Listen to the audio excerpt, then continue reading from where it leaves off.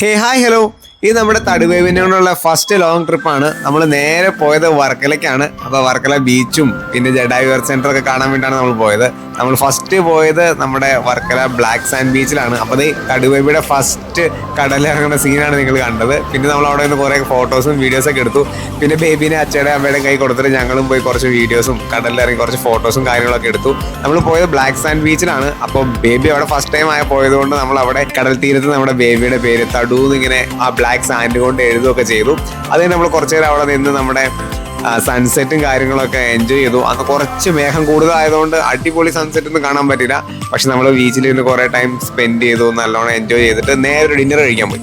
അപ്പോൾ ഒരു പാട്ടൊക്കെ കേട്ട് അടിപൊളിയായിട്ട് ഒരു ഡിന്നറും കാര്യങ്ങളെല്ലാം കഴിച്ചിട്ട് റൂമിൽ വന്നു. എന്നിട്ട് രാവിലെ എണീറ്റ് ഒന്നോടെ ബീച്ച് സൈഡിൽ പോയി. അപ്പോൾ അവിടെ സർഫിങ് കാര്യങ്ങൾ പഠിപ്പിക്കുന്നൊക്കെ ഉണ്ടായിരുന്നു. അതൊക്കെ കണ്ടിട്ട് നേരെ ജഡായു എർത്ത് സെന്ററിലേക്ക് വിട്ടു. ടിക്കറ്റ് കാര്യങ്ങളൊക്കെ എടുത്തു കഴിഞ്ഞപ്പോഴാണ് അറിഞ്ഞത് അവിടെ കേബിൾ കാർ ഒന്നും വർക്കിംഗ് അല്ല. പിന്നെ ഒന്നും നോക്കിയില്ല, ഒരു ബാഗും എടുത്തോണ്ട് അവളെ തോളി കയറ്റി തോളിലല്ല ആ ബാഗിൽ കയറ്റി നേരെ നടക്കാൻ തീരുമാനിച്ചു.